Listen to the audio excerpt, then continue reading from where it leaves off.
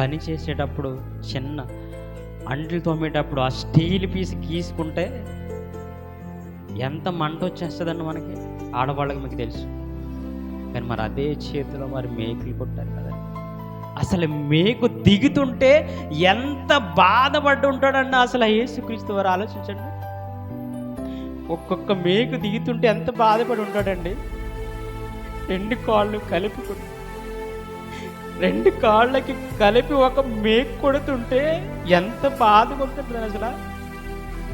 అలాంటి రక్షణ ఎందుకంటే నిర్లక్ష్యం చేస్తారు?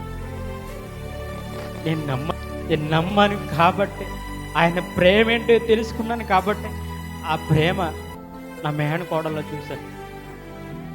నా తల్లి కూడా అంత ప్రేమించింది.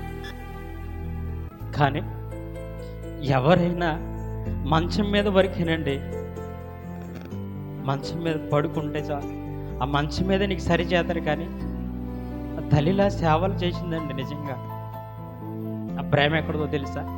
నేను నమ్ముకున్నటువంటి క్రీస్తు.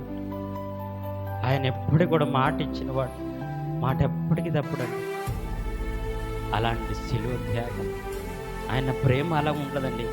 మనిషి ఆయన అర్థం చేసుకుంటాడు, మనిషి ఆయుష్ పెరుగుతుంది అనుకుంటున్నాడు తప్ప.